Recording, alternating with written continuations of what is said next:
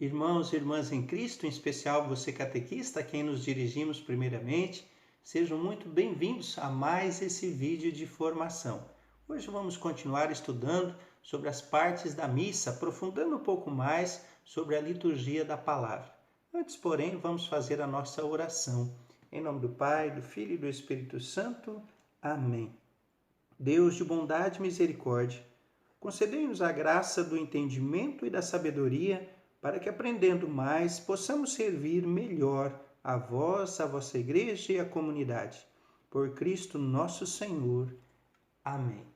Então, de novo, nos apoiando sobre a instrução geral do Missal Romano e a introdução ao dicionário, vamos então dando sequência ao nosso estudo. Importante lembrarmos aqui que no informativo diocesano que a gente estava estudando, a gente tem um pouco mais resumido. E o livro traz para a gente alguns pontos em que o diácono gostaria de aproveitar para aprofundar um pouquinho mais esse estudo que a gente está fazendo.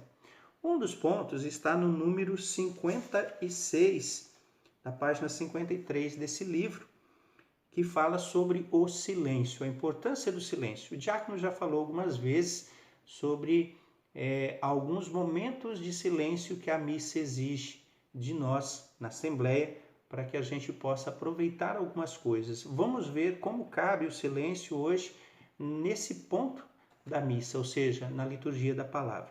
Então o texto diz o seguinte: a liturgia da palavra deve ser celebrada de tal modo que favoreça a meditação.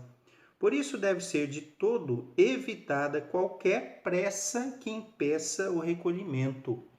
Então, nada de pressa, tudo ao seu tempo, tudo de maneira tranquila na celebração. Integram-na também breves momentos de silêncio, de acordo com a Assembleia reunida, pelos quais, sob a ação do Espírito Santo, se acolhe no coração a palavra de Deus e se prepara a resposta pela oração.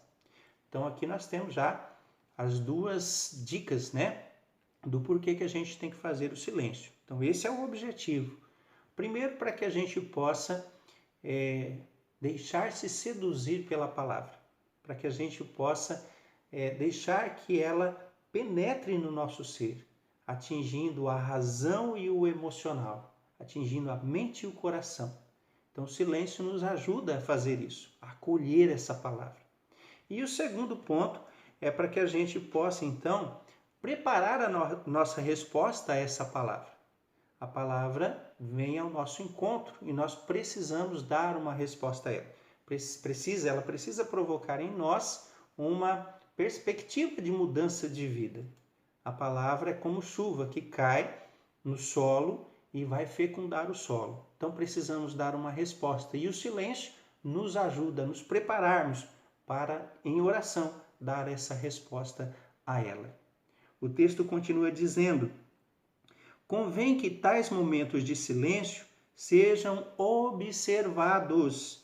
Por exemplo, antes de se iniciar a própria liturgia da palavra, após a primeira e a segunda leitura, como também após o término da homilia. Claro que aí há situações em que há necessidade de adaptar-se.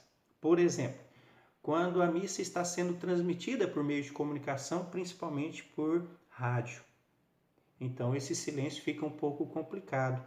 Por isso costuma-se, em várias igrejas, como na nossa paróquia, fazer ali naquele momento de silêncio um canto orante, uma canção, um refrão orante, um pedacinho de uma música que nos leva, nos ajuda a estarmos prontos a acolher a palavra e preparar a resposta.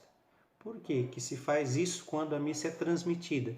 Porque senão lá no rádio, quem está ouvindo, de repente dá aquele momento de silêncio. E a pessoa pensa que perdeu a sintonia.